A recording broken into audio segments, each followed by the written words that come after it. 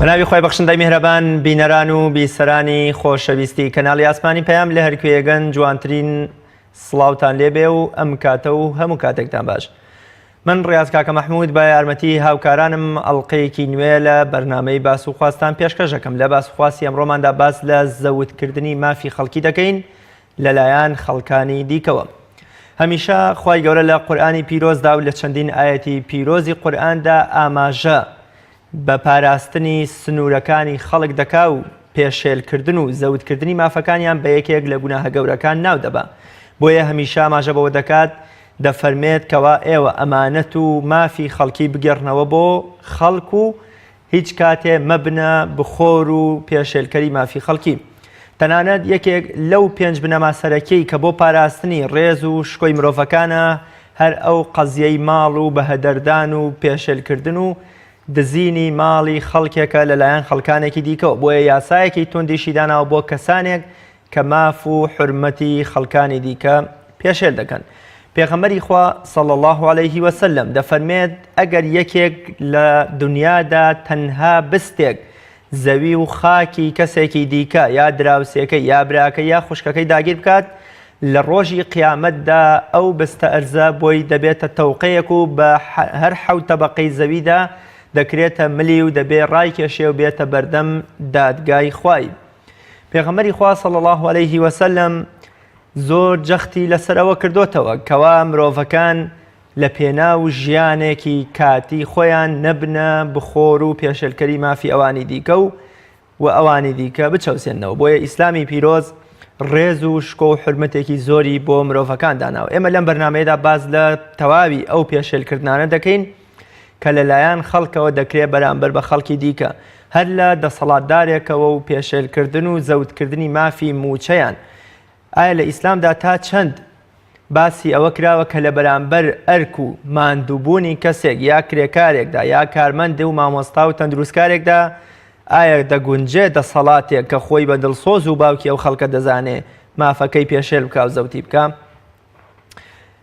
میوانداری زۆر بەڕێز دکتۆر ئیدریس کاریتانی بانکخوازی ئیسلامی کردووە کە ئەمڕۆ لە ستۆدیۆکانمان لە شاری هەولێرەوە میوانی بەرنامەی باس و خواست دەبێت. دکتۆر گیان زۆر زۆر بەخێر بێ و سپاس بۆ ئامادەبوونت. سپاس بۆ جەنابەت، سپاس بۆ تەواوی بینەرانی کەناڵە بەڕێزەکەتان. زۆر سپاس دەکەم دکتۆر. سەرتا پێم خۆشە بزانم داگیرکاری بزەوتکردن لە ڕوانگەی ئاینی پیرۆزی ئیسلامەوە بەچی دەگوترێ و چۆن جەنابتان پێناسە و تاریفێکمان بۆکەن بۆ ئەوەی زیاتر ئاشنا بین هەم ئێمە و هەم بینەران. بسم الله الرحمن الرحيم الحمد لله رب العالمين والصلاة والسلام على خير خلقه محمد أمين. ربنا آتنا من لدنك رحمة وهيئ لنا من أمرنا رشدا يا أكرم الأكرمين. دووبارە سپاس بۆ جەنابت و بۆ کەناڵەکەتان لەسەر ئەم بابەتە هەنووکەیی و مەوزوعیانەی کە پێویست دەکات ڕۆژانە خەڵکی لێ ئاگادار بکرێتەوە و تەوعیە بکرێ و شیار بکرێ. دیارە مەسەلەی غەسب و داگیرکردن جۆر و شێوازی زۆرە، بەڵام ئەوەی کە جەنابەت ئاماژەت پێکرد کە پێناسە بکرێت، طبعاً پێناسەی غەسب و ئەوەیە ئەخذ الشەیء ظلما. زانایان طبعاً زۆر باسییان کرد لە ڕووی لوغەتەوە هەم لە ڕووی بەکارهێنانیە و دیارە لە ڕووی لوغەتەوە هەر شتێک کە پێی دەڵن غەسب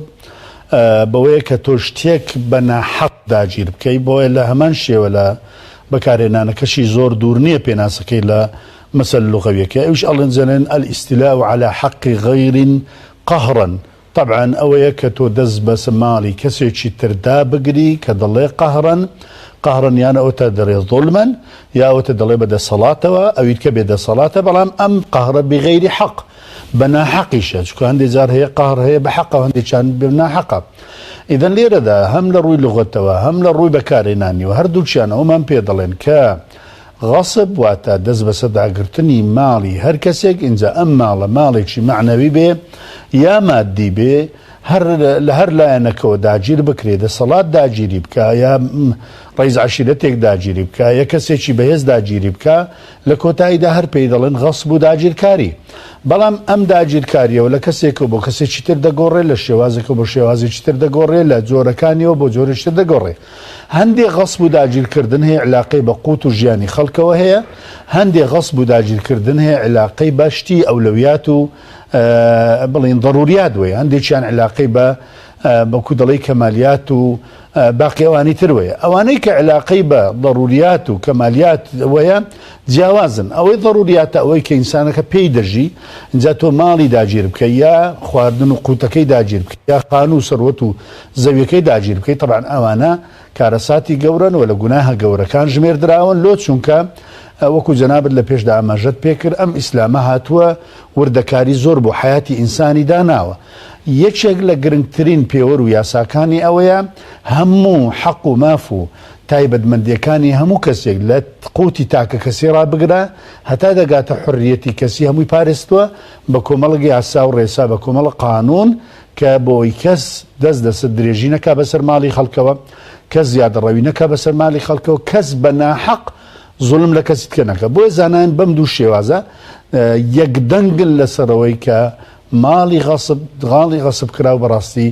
ئەوە حرامە بە ئیجماعی عولەما و ئیجماعی فوقاها زۆر باشە دکتۆریان تا ئێستا خەڵک پێی وایە کە داگیرکردن و زەوتکردن تەنها شتێکی مادی و عەرزە و خانوو و پارە و شتی دیکە جەنابیشە داماژت بەوە کرد کە داگیرکاری و زەوتکردنی معنەویشمانەیە پێم خۆشە بزانم کامەیە ئەو داگیرکارە معنەویە و لە چیدا خۆی دەبینێتەوە بڵێ طبعا ئەمە دوو جۆر داگیرکاریمان هەیە داگیرکاری معنەوی داگیرکاری مادی ئەو داگیرکاری معنەوی زۆر بڵین یعنی بەکو دەری باڵاترە بەرزترە پیرۆسترە لە داگیرکارە مادیەکە چونکە داگیرکارە مادیەکە هەر تەنانەت زەوی و خاک و شتە مەنقوولەکان دەگرێتەوە یا شتە ثابتەکان دەگرێتەوە بەڵام کاتێک دەڵێن داگیرکاری معنەوی عیبارەتە لە سەرەتا زۆر جار داگیرکردنی فکر داگیرکردنی بیرۆکەی ئینسانەکان داگیرکردنی وجدانی ئینسانەکان بۆ نمونە بە کۆیلەکردنی ئینسانەکان بە هەر شێوازێک لە شێوازەکانەوە جۆرێکە لە داگیرکردن داگیرکردنی بیرۆکەی ئینسانەکان کە لێ نەگەڕی بە ئازادانە بیرکاتەوە بە ئازادانە بە حڕیەتی خۆی دین هەڵبژێرێ عەقیدە هەڵبژێرێ ئایدۆلۆژیا هەڵبژێرێ ڕێی خۆی بڵێ بۆچوونی خۆی بڵێ ئەمە جۆرێکە لە داگیرکاری معنەوی کە بیری ئینسانەکە داگیر دەکە بۆیە خوای پەروەردگار پێشی ئەوەی بڵێن ڕێلە بەر لە داگیرکاری معنەوی مادی بگرێت داگیرکاری معنەویکەم قەدەغ کردووە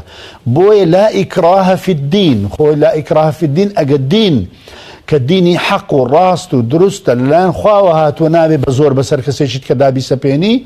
وليس عليهم بمسيطر ولا پیغمبر دک عليه الصلاة والسلام تو ناتوانی بزور مثلا او دینیان بسر داب سپینی بێگومان ئەگەر دین بزور کە مصالحی کەسەکانی تێدایە بەرژەوەندی دنیا و قیامەتی تێدایە و بەختەوەری هەموو ژیانی تێدایە ئەو جە خوای تعالی قبولی نەکردووە لەبەرەوە ڕەئی ئینسانەکان بۆ چوونی ئینسانەکان بیرۆکەی ئینسانەکان زۆر گرنگە کە بە ئازادانە بیرکاتەوە بگاتە قەنەعەت و بە قەنەعەت ئەم بابەتە هەڵبژێری بۆیە هەم بیرۆکە هەم ڕەئی هەم وجدان ئەم سێیان زۆر جار لەلایەن دەسەڵاتدارەکانی ئەم جیهانی ئەمڕۆ بە تایبەتی لە ڕۆژهەڵاتی ناوەڕاست خۆرخ کراوە بۆ نمونە ئەوەی لە موسر دەگوزەرەوە لە بەشێک لە وڵاتانی جیهانی ئیسلامی دەگوزەرێ کە لە کاتی دەنگدان و کاتی انتخاباتە ئەوانە غەسبی تەواوی سندوقەکانی دەنگدان دەکەن و تەواو داگیرکاری لە هەموو ڕێی کەسەکان دەکەن وەکو لە کوردستانی ساڵانە کراوە لە ساڵانی پێشوو ئینشاڵڵا لە داهاتوو ناتوان بیکەن بەڵام کردویانە ئەمە گەورەترین غەسب و داگیرکاریە لەوانەیە کەسێک بڵێ ئەمە چه علاقەی بە مەسەلەی غەسب بووە نەخێر ئەمە غەسبە گەورەترە چونکە ئەتوت کاتێک وجدانی کەسەکەت غەسب کرد واتە داگیرت کرد هەروەها کاتێک بیرۆکە و ڕێی ئازادی کەسەکەت داگیر کرد ئەو کاتە وەکو کۆیلە تەماشای دەکەی وەکو ئێستا دەبینی بەشێک لە مۆزەفەکان و بەشێک لە نەک مۆزەف بەشێک لە مامۆستای ئاینیشیان کردوتە کۆیلەی خۆیان وەکو بڵێن زابط و جوندی ئیستەری و ئیستاحیدی پێ دەکەن هەستە دانیشە بڕۆ بخەوە وا بکە وا بڕۆ وا بڵێ وەڕقەیان داوەتە دەستی ڕۆژی جومعە بیخوێنەوە لە کاتێکدا ئەمە کارەساتە لە ڕووی داگیرکردنە کە ویژدانی ئەو کەسە بیرۆکەی ئەو کەسە عقلی ئەو کەسە تەواوی قەنەعەتی ئەو کەسەیان داگیر کردووە بەڵێەوە داگیرکاری معنەویە بەگومان جگە لەوەش جاری وە تەلیفات بۆ خۆی بەشێکە لە داگیرکردنی معنەوی یعنی لۆ نمونە کەسێک تەلیفێکی کردوتۆ دەچی لە ناوڕۆکی تألیفەکەی علم دەردەینی علمێکی معنەوی بەڵام ئاماژەی پێ ناکەیەوە جۆرێکە لە داگیرکاری معنەوی هەروەها اختراعات یعنی کەسێک ئیبداع دەکات لە ئیبداعەکەی خۆی بەبێ ویستیوی بەبێ بڵێن ڕێی بۆ چوونیوی ئەوە دیسان جۆرێکی ترە لەو داگیرکارانە کە ئێستا ئەمڕۆ بەڕاستی زۆر باوە لە جیهانی ئیسلامی بە تایبەتی و بەداخۆش. زۆر باشە دکتۆر، کەواتە ناچارکردن و وەکۆڵێ ترساندنی خەڵک بەوەی کە حیزبێک لە پێناو ئەو موچەیە کە ئەیدا بە کارمەندان یان بۆ منە خەڵکێک ناچار بکات کە ئەبێ لە ترسی بڕینی موچەکە یان کۆمەڵی هەڕەشەی تری لە گیان و لە ماڵ و منداڵی ناچاری ئەوەیەکە کە دەنگی خۆی و عیلەکەی بۆ حیزب بێ لە هەڵبژاردنەکاندا یان بۆ منە بە ناچاری دەیبا بۆ کۆبوونەوە و بۆ کۆمەڵێشتی دیکەی خۆی لە پێناو بەرزکردنەوەی بۆ چوون و حەشامات و بەشداربووانی حیزبەکەی خۆی. ئەمەش جۆرێکی دیکە نیە لە زەوتکردن و داگیرکاری؟ بێگومانە یعنی ئێمە ئاماژەمان پێکرد کە لە سەرەتا شتێک گرنگە بێمەوە سەری مەسلەی غەسب کە جەنابەت ئاماژەت پێکرد باسی چییە و چ دەگرێتەوە. تەمان غەسب کۆمەڵێک ڕەهەندی هەیە و یان کۆمەڵێک چەمکەیە لە دەوروبەری غەسب دەسۆڕێتەوە. یەکێکی تر لەوانە بەڕاستی کە لە غەسب نزیکە خیانەتە، یەکێکە لەوانە کە لە غەسب نزیکە دزیە، یەکێکە لەوانە کە لە غەسب نزیکە تاڵانە، یەکێکە لەوانە کە لە غەسب نزیکە واتە لە مستەڵەحە نزیکە ئەویش ئەوەیە وەکو گوتمان زۆر لێکردن و ئیختیلاسە. ئەم زۆر لێکردن و ئیختیلاسکردنە بۆ ئەوی زۆر لە کەسێک بکەیت کە بە زۆر عقلی تۆ هەڵگرێ، بیرۆکەی تۆ هەڵگرێ، وجدانی تۆ هەڵگرێ، ڕێیەکانی تۆ هەڵگرێ و لە کۆتاییدا پشتگیری لە زوڵمی تۆ بکە لەو ستەمەی کە تۆ دەیکێ پشتگیری لێ بکە. ئەگەر بەلای کەم نەشتوانی پشتگیری لێ بکە بەلای کەم لێی بێدەنگ بێ. بێگومان ئەمە بۆتە یەکێک لە دیارترین غەسبەکانی جیهانی ئیسلامی. ئێستا کاتێک ئێمە باسی غەسب دەکەین ڕێک کەسەکان بیر لەوە دەکەنەوە کە کەسێک دەچێت چۆن زەوی کەسێککە داگیر دەکات لە کاتێکدا ئەمە وڵاتانی زلهێز هاتوونە جیهانی ئیسلامی و ئەو وڵاتانیان داگیر کردو. دوای هاتوون کۆمەڵک بڵێ قیاداتی ئەلمانیان دروست کردو لە ناو خۆمان و ئەم وڵاتە کە وڵاتی مسلمانانە خەڵکی مسلمان لێی دەژی 1970 مسلمانە بیرۆکەیەکی ئەلمانیان وەکو میوانداری هێناوە بۆ جیهانی ئیسلامی نە بە عەقلی خەڵک دەکات، نە بە وجدانی خەڵک دەکات، نە بە دینی خەڵک دەکات، نە بە بواری کۆمەڵایەتی خەڵک دەکات، نە بە بواری سیاسی خەڵک دەکات، نە بە بواری تەواوی فەرهەنگ و فکر و ئایدۆلۆژیا و تەربیە و تعلیم و بەشەکانی تریش دەکات. ئەوە دەشبێنی لە هەموو عالەمی ئیسلامی ئەلمانیت شکستی هێناوە. شکستێنانەکەی ئەوەیە ئەمە جۆرێکە لە غەسبی عەقلیەت و جیهانی ئیسلامی بە زەوی و بە خاک و بە فکرەوە. ئەمە بۆیە شکستی هێناوە چونکە ئەم کۆمەلگایەکی مسلمانە و پێویستی بە داڕشتنەکی بڵین مسلمانانە هەیە. ئەو هاتووە داڕشتنەکی ئەلمانیانەی داڕشتۆ پێی ناکە. بۆیە بە هەموو شێوازەکان لە جیهانی ئیسلامی ئەوە تا دەبینی ئەم نمونەی میسر بەڕاستی نمونەیەکی ئەوەندە ناشرینی ئەلمانیەتە ئینسان یعنی بێزی دەبێتەوە تەماشای بکە. لەو نمونە 1932 خەڵک مشارەکەی انتخاباتی کردووە بەڵام دەنجی 1992 هێناوە. یعنی ئەمە کارەساتێکە یعنی بە هیچ پێوەرێکی دنیا، بە هیچ پێوەرێکی ریاضیات، فیزیا، بە هیچ پێوەرێکی ئەم بایۆمەتری و مەسائلە تەکنەلۆژیانە ناخوا. بەڵام هەموو ئەلمانیت لێی بێدەنگە ناڵێن یعنی وجدانیان ناجوولێ لەبەرەوە وجدانیان داگیر کراوە، عقلیان داگیر کراوە، بیرۆکەیان داگیر کراوە. کاکە فەرموو بە دیموکراسیەتەکەی خۆت وەرە قیاسی ئەم انتخاباتی میسر بکە، انتخاباتی تەواوی جیهانی ئیسلامی بکە، هەر بە دیموکراسیەکەی خۆت بزانە پێی دەکاتن، بزانە بەکان پێوەر. لەبەر هەندێک بەڵێ بێگومان ئەم جۆرە زۆر لێکردنە، چاو لێ سۆرکردنەوە بە زۆر دەرکردن یعنی بە ناوی دەستگای ئەمنی خەڵک دەگیرێ، خەڵک دەتۆقێندرێ، هەڕەشەی لێ دەکرێ، هەر لۆ ئەوەی کاکە تەنانەت بەس داوای حەق خۆی دەکات. دێمە چەند ساڵە تۆ باسی ئەلمانیەت دەکەی کە بنەمای دیموکراسیەتە، بنەمای پێکەوە ژیانە، بنەمای مساواتە، بنەوای حەق و حقوق و مافی مرۆڤەکانە. کا لە چیە ئەم حەق و حقوقە؟ تۆ ڕێگەی پێ نادەی تەنانەت لە جادە بەس برێ معاشەکەم بدەیت بە لە زۆرێ دەکەی و دارکاری دەکەی. ئەمە چ دیموکراسیەتەکە؟ بەڕاستی ئەمە گاڵتە جاڕیە، نە دیموکراسی و نە ئەلمانیەتە و نە هیچ. زۆر باشە مامۆستا، زۆر جار خواردن و داگیرکردنی ماڵی کەسێک لەلایەن کەسێکی دیکەوە تا ڕادەیە لە ئاستە کۆمەڵایەتەکان ڕێی تێدەچێت کە پێ دەچێت لە فەقیری و هەژاریە هانای بۆ بردبێ. لە ئیسلامیشدا دەفەرمێ هەمووتان شوان و بەرپرسی ئەوانەی ژێردەستی خۆتان، کاربەدەست و سەرۆکی وڵات، ئەوانەی کە بەحساب لە ڕێی هەڵبژاردنەوە بوونەتە دڵسۆز و خەمخۆری خەڵک، لە خواردن و زەوتکردن و پێشێلکردن و داگیرکردنی مافەکانی خەڵکدا تا چەند ئەمانە وەکۆڵێ کارەکەیان قەباحەتترە، وەکۆڵێ ناشرینتر و قێزەوەنترە لە ئاست ئەوەی کە کەسێک لە ناچاری و قەرزاری و فەقیریە هانا بۆ خواردنی ماڵی براکە یا خوشکەکە یا هەر کەسێکی دیکە دەبات. واتە مەبەستمەوەیە کاربەدەست و دەسەڵاتدار چۆن دەبێ خۆی لەم کردەوە ناشرینە بپارێزێ.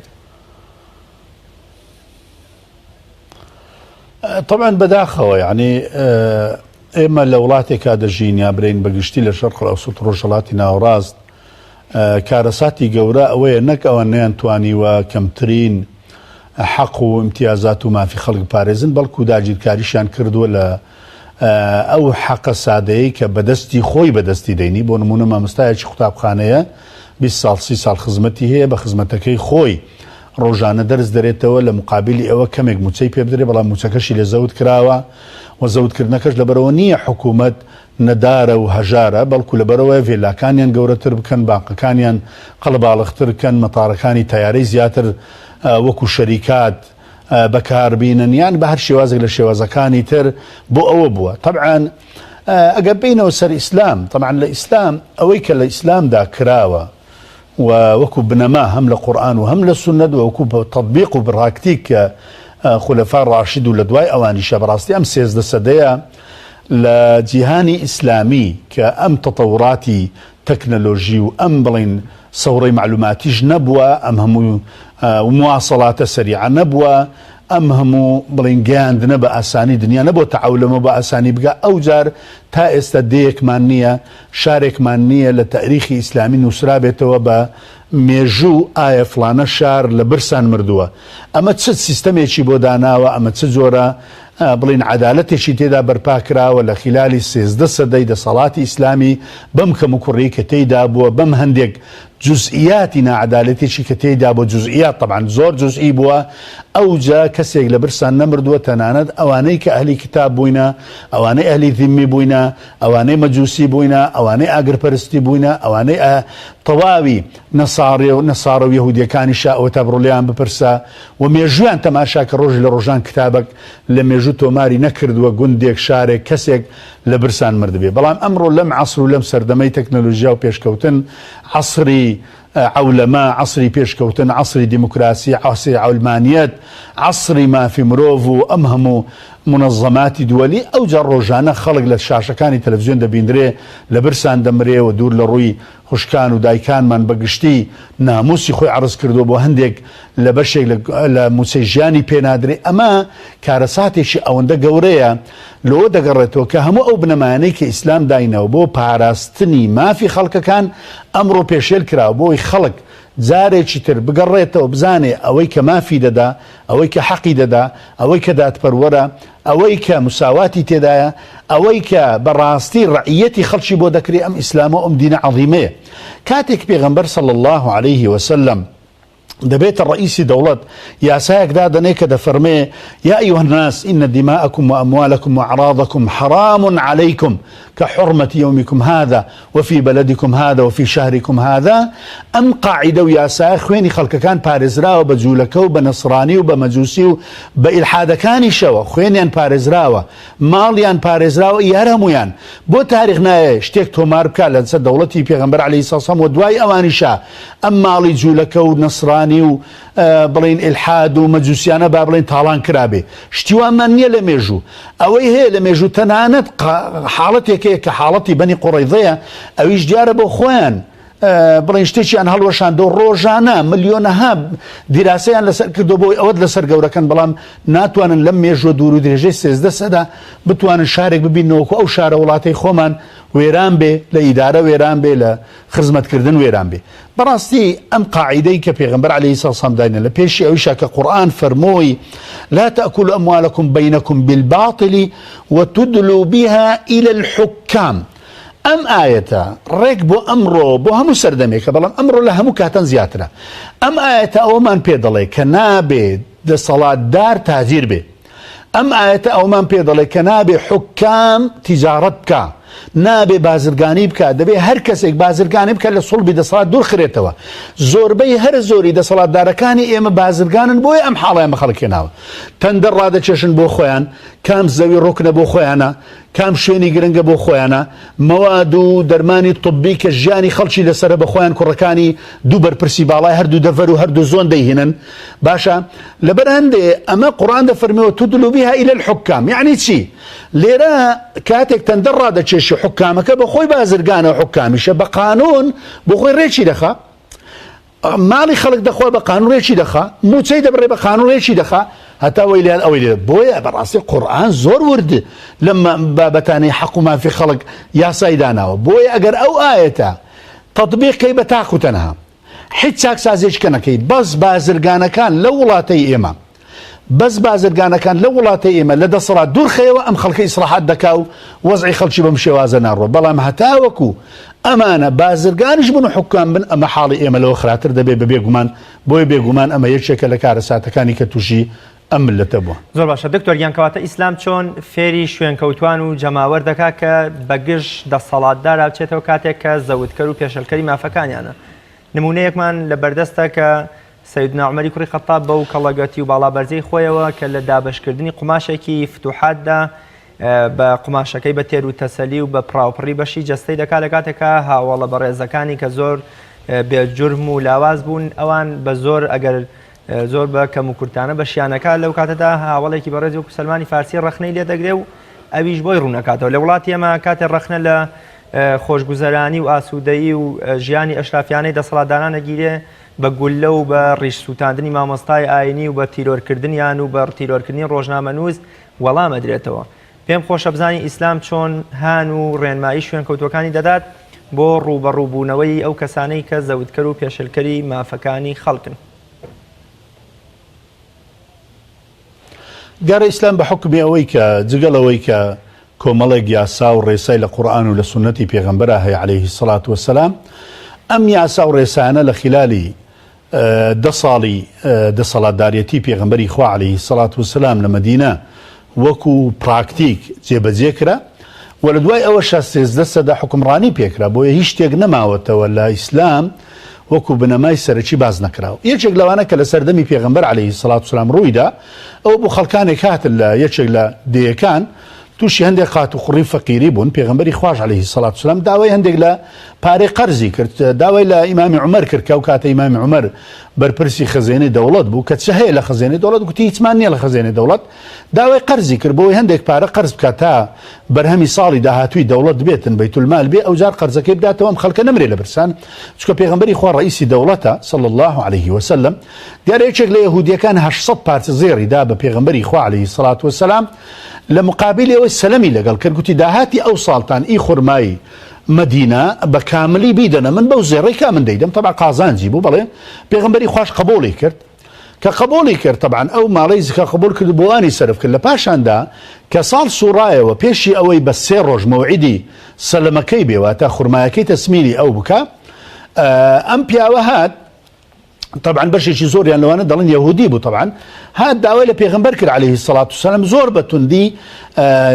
بڵین ئەم عەبا پیرۆزەی کە لەبەر پێغەمبەری خوا بوو عەلەیهی سەڵات وسەلام ڕای کێشا بە قووەت وتی یا موحەممەد بە پەلەو بە یعنی جۆرێک لە سوء الئەدەب ڕای کێشا لە ملی پێغەمبەری خوا هەتا خەتی پێغەمبەری خەتی عەباکەی لە ملی پێغەمبەری خوا دەرچوو عەلەیهی سەڵات وسەلام زۆر بەتوندی ڕای کێشا گوتی بۆ حەق و قەرزی ماڵی خەڵک نادەنەوە طبعا لە کاتێکدا 3 ڕۆژ مابوو 2 یا 3 ڕۆژ مابوو مەوعیدی خۆی طبعا زۆر بەتوندی وای کرد و داوای کرد طبعا لۆ لەبەرەوە ئەسڵی نیەتی ئەو پیاوە لەوە نەبوو کە داوای قەرزەکە بکات لەوە بوو کە لە پێشدا دیراسەی ژیانی پێغەمبەری خوای کردبوو عەلەیهی سەڵات وسەلام هەموو ژیانی پێغەمبەری خوا گەیشت بە قەنەعەت کە ئەوە پێغەمبەرە هیچ شتێکی لەوە نییە کە پێغەمبەر نەبێت بەڵام یەک شتی پێ سەرفراز بوو یعنی سەرسام بوو ئایا پێغەمبەری خوا توانای ئەوەیە قبوڵی ڕەخنەیەکی تون بکایان نا ئەوەی تەجروبە کرد دەگەنا 3 ڕۆژی مابوو بۆ قەرزەکە بێ لەبەرەندێک کە بە توندی ڕای کێشا و خەد لە ملی پێغەمبەری خوا دەرچوو عەلەیهی سەڵات وسەلام ئیمامی عومەر خۆی لێ تووڕە کرد زۆر بە توندی خۆی لێ تووڕە کرد گوتی بۆچی وا دەکەی نازانێ ئەوە پێغەمبەری خوا ویستی بەڕاستی عقوبەی بدا پێغەمبەری خوا فەرمووی عەلەیهی سەڵات وسەلام لەسەرە خۆ ئەی عومەر لەسەرە خۆ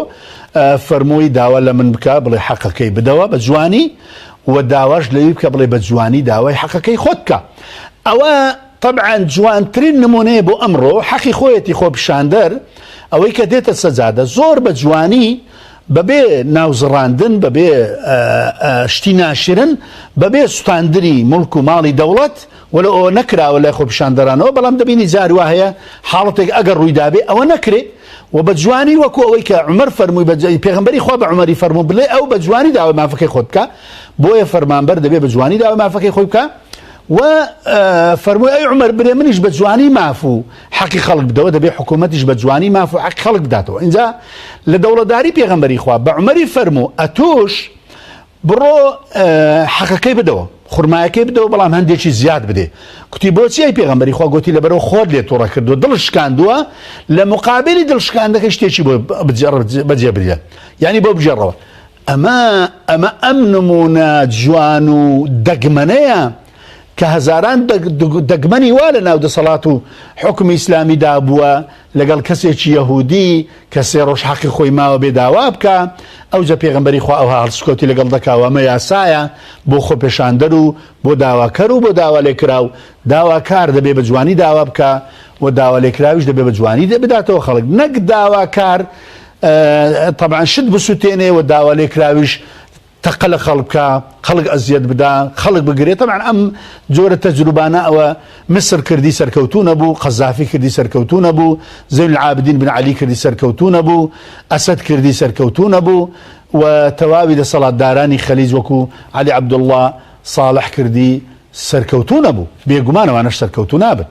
زۆر باشە دکتۆر یان با باز لەو هۆکارانە بکەین کە مرۆڤ لە مرۆڤێکی ئاساییەوە دەکەنە کەسێکی داگیرکار و زەوتکار و پێشەلکاری خەڵک ئەو هۆکارانە چین کە مرۆڤ وا لێ دەکا هانا یان بۆ منە دەست درێژی بکاتە سەر ماف و حقوق و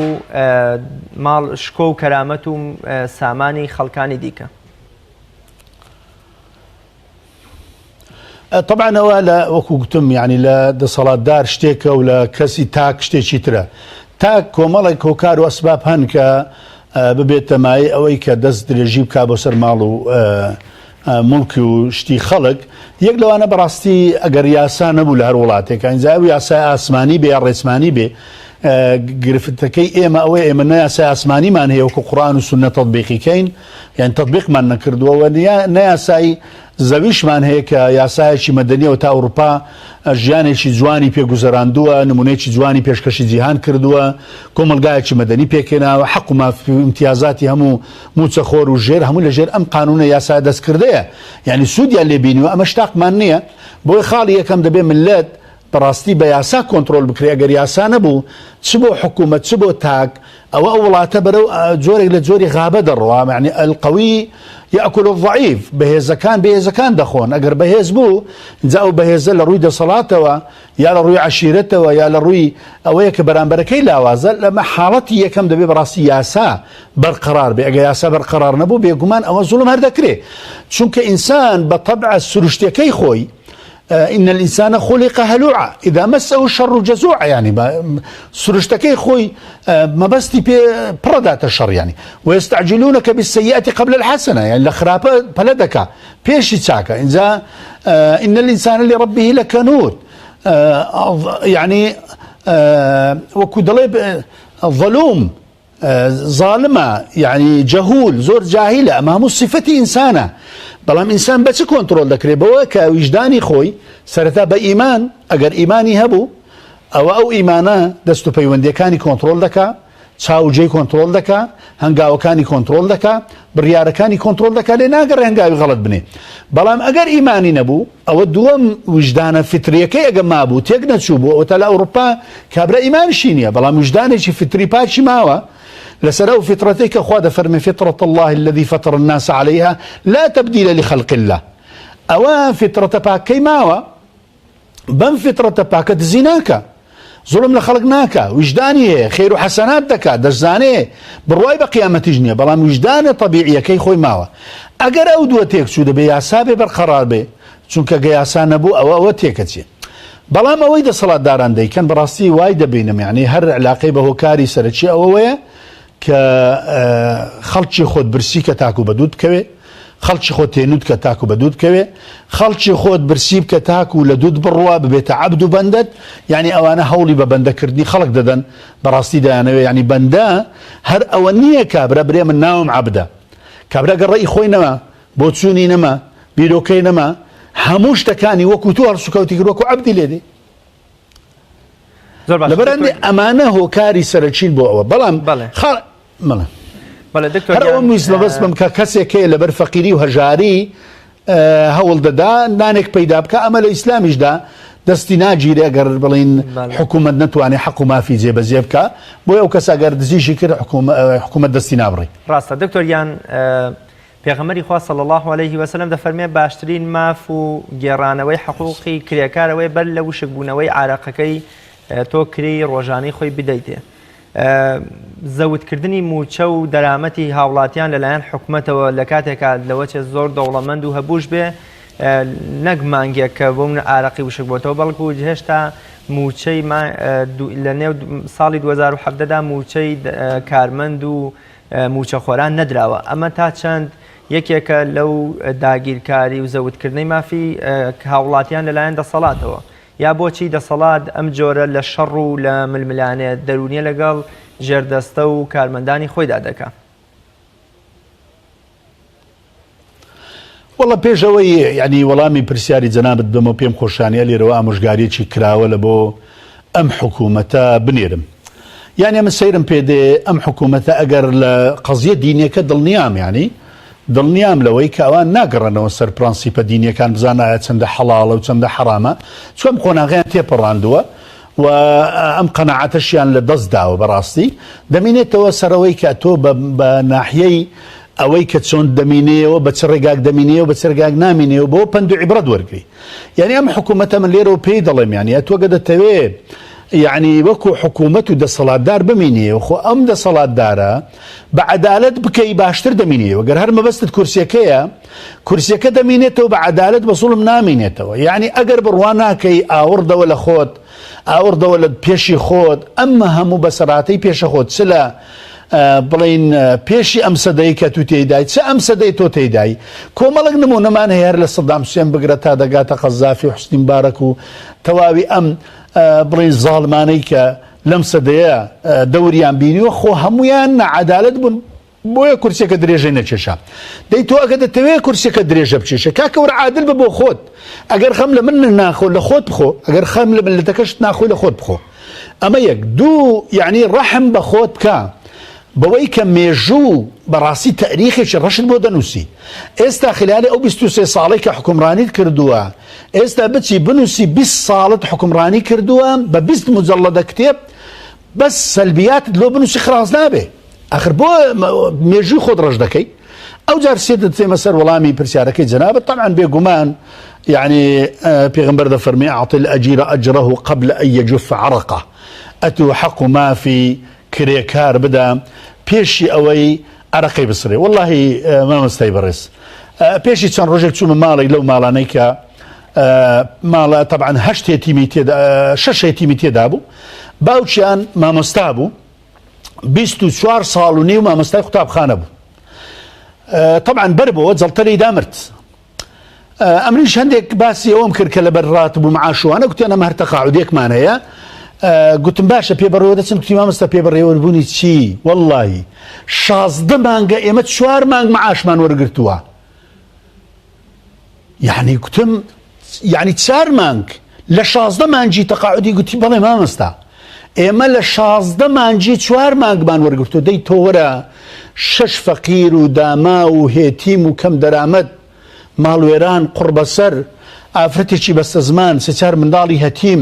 نانیە لە ماڵی 16 مانگ ئەتوو هەموو ژیانت هێتیمە پارەی بۆ پێیان نابێ لەوانەیە کرێتی بێ لەوانەیە ژیانی بۆ نەسوڕێ ئەتووەرە بیرکەوە وجدان دەسەڵاتدار ئەمە 16 مانگە 4 معاشی 400 هەزاریت پێداوەیە کەمتر بەڵام یەک سەفەر دەکەی بۆ ئەوروپا بۆ خۆت و ماڵ و منداڵەکەت لەوانەیە بە دەفتەر سەر بکەی ئەو چۆن خەوت لێ دەکەوێ چۆن دەژی چی وجدانێکت هەیە چ زەمیرێکت هەیە یعنی چۆن ناجوولەی وەکو کەسێکی ئەوروپی کە دینیشی نییە بەڵام کاتێک دێتە ئەفریقیا منداڵێک شیرەخۆرە دەبینی بە دیارەوە دەگرێ کاتێک دێتە وڵاتانی جیهانی ئیسلامی کە لە وسە وجدانە تەبیعیەکەی خۆیما دەگرێ تۆ بە حسابی خۆت موسڵمان بووی ئێستش ئاەت دەخوێنیەوە ئەگەر موسڵمانەکەش لەدەست داوە کاکە وجدانێکی زیندوو ئەمە چەندان ماڵ لە وڵاتی ئێمە تووشی ئەم حاڵەتە بووە کاکە ئەمە کارەساتە تووشی ئەم خەڵکە بۆ بەڕاستی. زۆر باشە دکتۆریان باباز لەو مەترسی و زیانانە بکەین کە بەهۆی داگیرکاری و زەوتکردنی مافی خەڵک لەلایەن خەڵکانی دیکەوە ڕوبەڕووی هەم تاک و هەم خێزان و هەم کۆمەڵگە دەبنەوە لە ڕووی دنیایی و قیامەتیەوە کامانن ئەو زەرەر و زیانانەی کە بەهۆی ئەم کردەوە ناپەسەند و ناشرینەوە دەکەونەوە و بەرهەمی ئەو کردەوەیە. بەڵێ دیارە پێغەمبەرمان صلى الله عليه وسلم دەفەرمێ من اقتطع شبرا من الأرض ظلمة طوقه الله إياه يوم القيامة من 7 أرضين. بەڕاستی هەر ئەوە کافیە ئەو فەرمودەی پێغەمبەری خوا عليه الصلاة والسلام بۆ دەسەڵاتدارانی ئێمە و باقی دەسەڵاتدارەکانی ترکە خاک و مڵک و پارە و موچەی خەڵکیان داگیر کردووە ئەگەر تۆ یەک بز لە خاچی خەڵکێک داگیر بکەی خوای تعالە لە ڕۆژی قیامەت 7 طبقە شۆڕت بکاتەوە بۆ ناو ئاگری جەهەنەم دەبێ 1 ساڵی ڕاتبی خەڵک نەدەی خوای تعالە چ عەزابێکت بۆ ئامادە بکە. ساڵێک ڕاتبی هەژار و نەدار و کرێچی و قوربەسەر و ئەیتام نەدەی دەبێت چ عەزابێکت بۆ ئامادە بکە. بۆیە ئەگەر عەزابی قیامەت ئەوەندە بەهێز بێ بێگومان عەزابی دنیا خەتەرترە. خوای تعالە ڕوو لە پێغەمبەرمان دەکات صلی الله عليه وسلم کە دەڵێن پێغەمبەر دەبێ ئێمە تەسەوڕێک لە خۆمان دروستکەین کە کەسێک نەهاتووە لەوە تەی خوا دنیای دروست کردووە لە ئادەمەوە هەتا ڕۆژی دوایی کەسێک بە ئەندازەی پێغەمبەری خوا گەورە نەبووە عەزیم نەبووە وەکو بەشەریەت ئەوجا لە قیمەی عەدالەت بووە لە قیمەی ئەخلاق بووە ئەوجا خوا پێی دەفەرمێ ما كان للنبي أن يغل ومن يغل يأتي بما غل يوم القيامة بۆ پێغەمبەر نییە صلى الله عليه وسلم بەداک و بابە بە قوربانی بم بۆی نییە دوور لە ڕووی پێغەمبەری خوا ئەدەب دەکەمە و قسە بکەم شتێک لە بەیت المال لە ماڵی مسلمانان ببە لە کاتێکدا غل زانایان دەڵێن بە ئەندازە 1 دەرزیە 1 دەرزی ئەگە دەرزیەک ئەوەندە ترسناک بێ ڕوو لە پێغەمبەر بکە عليه الصلاة والسلام بۆ چونکەمە ماڵی میلەتە بۆیە زانایان یەکدەنگن ئیجماعی فوقەها لەسەرەوەیە بردنی ماڵی دەسەڵات بەیت المال ماڵی خەڵک خەتەرترە دزینی ماڵی خەڵک خەتەرترە لە ماڵی تاک چکە ماڵی تاکە سبێنە دەگەڕێەوە تۆ بەدەکەی ماڵەکەی بۆ دەجێڕیەوە بەڵام ماڵی ملت ئی هەموو مڵەتە بەچێ گەردەنی خۆت ئازادەکەی بۆیە پێغەمبەر دەفەرمی عليه الصلاة والسلام فلانە کەس چووە جەهەنەمێ بەسەبەب بردنی 1 عەبا لە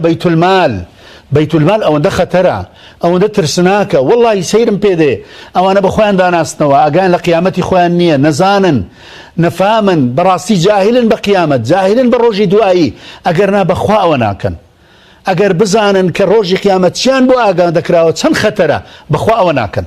لەبەر هەندێ یعنی من لێرە دووبارەی دەکەمەوە کە ئەم حاڵەتەی ئێستا ئەم حکوومەتەی خۆمان ئەگەر لەسەر ئەم هەنگاوانە بەردەوام بێ جاری ترژ ئاماژەم پێ کردووە ئەم خەڵکە منزومەی لە هەولێرە ڕوخاند ئەم خەڵکە دائیرەی ئەمنی ڕوخاند ئەم خەڵکە سەددامی ڕاونا ئەم خەڵکە لە بیرم دێ ئەلێرە لە ساردکو ئاومار یعنی ماڵی وا هەبوو خوا ئاگادارە 3 شەو و 3 ڕۆژ لە ناو کونەتیارە نەهاتە دەرێ بەس بە قەسبی داری دەکرد ئامادە نەبوو خۆی پیاوەکەی بێتە ژێر چەتری ڕژێمی بەحث بەس دۆی کورداتی بکە و نیشتیمانەکەی ڕزگار بێ و مەبدەئینە دۆڕێنی ئێستا خەڵک یعنی داوای عەبادی دەکا لەوانە دوورە ئەمە چیان لەم خەڵکە کرد نە ئینتیمان بە خەڵکەوە هێشت نە ئینتیمای نیشتیمانیمە نە ئینتیمای قەومیمە نە ئینتیمای مەبدەئیمە نە ئینتیمای مەسلەحیمە یعنی ئەمە چکارە ساتێک ئەوانە بەو خەڵکیان کردووە بۆچی کردویانە نەخۆیان قازانج دەکەن نا خەڵک ئەوە حکوومەتێک بەرپا کراوە لە بەرهەمی خوێنی ئەو هەموو شەهیدەی کە لەم ساڵەدا ڕشتاوە ماندوو بوون جوهد خۆ ماندووکردن کاکە ئێستا کەوتۆ دەدەستی ئێوە با بۆ خۆتان ئەگەر بۆ خەڵکیش نایکەن بۆ خۆتان جوانی کەن پێ جوان دەبن بۆ خۆتان عادل بن پێدەش بەردەوام دەبن ئەخر خۆجێتان لێ بووە زۆر باشە دکتۆر گیان کۆتا پرسیارم لە ئاستە کۆمەڵایەتیەکەدا زەوتکردن و خواردنی ماڵی هاومیراتیەکانت زۆر جار برایەک خوشکەکانی ناچارەکە کە میراتیەکە بۆ ئەو بێ یام ئایا بە وەکوڵێ بە پرسە گورگانەیەک بە ناڕازیبوونی خۆیان دەم دەڵێن ئێمە ڕازین با بۆ تۆ بێ یام هەر بە شەڕ و ئاژاوە و بە چاوسورکردنەوەیان لێ دەکا کە بەش و مڵکی خۆیان لەو باخ و بیناتەی کرد لە باوکیانە بۆیان ماوەتەوە بۆ ئەم بێت یا زۆر جار خواردنی ماڵی هەتی و برازە هەتیوەکانی خوشکەزە هەتیوەکانی دەیکاتە پارویەکی چەور لە پێنا و خۆشگوزەرانی خۆی و منداڵەکانی پێم خۆشە باز لەم زەوتکردنە بکەین و بیکەینە کۆتایی تەوەری ئەمڕۆمان زۆر بەداخەوە زۆر جار ینی خەڵکەیە تێبینی هەیە لەسەر ئیسلام وڵا حەقی ئافرەتی نەداوە کەچی دێتە سەر واقعی تەوزیعکردنی ماڵەکە بەڕاستی پێشی هەموو کەس خۆی پێشێلی مافی خوشکەکەی دەکا پێشێلی مافی کچەکانی دەکا ئەمە کارەساتە خوا دەفەرمێ وتەأکولون التراث ئەکلا لەمە بەڕاستی یەکێک لە هۆکارەکانی چوونە جەهەنەم ئەوەیە کە تۆ ماڵی میرات ئینجایی خوشکت بێ یای کچت بێ یای کوڕت بێ یای کەسێکت بێ زەوتی بکەی زەوتکردنی میرات بەشێکە لە هۆکارێکە بە هۆکار چوونە جەهەنەم ئەمە یەک دوام بەڕاستی عولەما زۆر بە جوانیان بابەتیان شی کردوتەوە بە تایبەتی لەسەر قەزیە ئافرەت چونکە ئەمڕۆ لە وڵاتی ئێمە یان ئەوەتە تەوعیەکی گشتگیر نەبووە خەڵک تێگەێنراوە ئیوا هەیە مامۆستا پرسیار دەکات دەڵێ ئەرێ دەڵێن ئەگەر ژن میراتی وەرگری حەڵال نییە یان تووشی بەڵا دەبێ پێ ئەمە غەڵەتێکی زۆر گەورەیە بەڵکو میرات چۆن بۆ کوڕی ئەوها بۆ کچیە وەخوای پەروەردگار جەلە شەئنوه قەت شتێک حەڵال ناکە نەهامەت بێ بەڵکو هەرچی حەڵالی کرد بێ ئەمە بەختەوەریە بۆیە حەڵالی کردووە ئەمە دوو خاڵی سێیەم زانایان وا دەفەرمونون دەڵێن کەسێک کە میرات بەش دەکات لە بینی کوڕ و کچەکانە مەفروزە ئەم میراتەی ئی کچەکان نەڵێ خوشکم دەتەوێیان نا بەڵکو دەبێ ئەم میراتەی بۆ بەشکە لە بەرچی بنێ یا بیخاتەوە ماڵی شەو ئەگەر حتا گوتی هەبۆش بدەمەوە وەری نەگرێتەوە بیباتەوە ماڵێ لە ماڵی خۆی دای بنێ شەو ڕۆژی ئەگەر دوای شەو ڕۆژەکەی هێنایەوە ماڵێ گوتیەوە نامەوێ ئەو کات لێ قبول کاگەنا پێشتر نابێ لێ قبول کە دەبێت لابددا بیباتەوە ماڵی خۆی چونکە ئینسان کە کەتە ماڵی خۆی دڵی پێوە دەنووسێەوە ئەم کوڕە لەگەڵ ئەو کچە لۆ ئەو بابەی هیچ فەرقیان نییە چۆن ئەتو کوڕی و پێت خۆشە ژیان و گوزەرانی خۆت و خێزان و منداڵەکانت خۆش بێ ئەو هاش ئەو ئافرەتە پێی خۆشە جا نەزرەیەکی تر لەوە خەرتەرتر و غەڵەتتر ئەوەیە وەڵا ئەمە دەچێتە ماڵی زاوە ئەمە غەڵەتێکی گەورەیە علاقەی بە زاوەوە نییە جارێ ئەو زاوایە لە ڕووی شەرعیەوە ئەوە براتە چکە ئینەمە المؤمنون ئیخوة لە ڕوویەکی تریشەوە ئەم خوشکە یا ئەم کچەی تۆ کوڕەکان و کچەکانی خۆی کوڕی خۆیەتی کچی خۆیەتی حەز دەکە خۆشگوزەران بێ لەبەر هەندێک بەڕاستی ئەمە حرامە دروست نییە هۆکارێکە لە هۆکارەکانی چوونە جەهەنەم کەسێک بیخوا زۆر سپاس بۆ بەڕێز دکتۆر ئیدریس کاریتانی بانگخواز بزانای کەمڕۆ لە ستۆدیۆکانمان لە شاری هەولێر میوانی بەرنامەی باس و خواز بووی بینەرانی بەڕێز و خۆشەویست سپاسێکی فرەش بۆ ئێوەی ئازیز تا بەگەشتنەوەی تر بەخوای گەورە مێرەبانتان ئەسپێرم خواتان لەگەڵ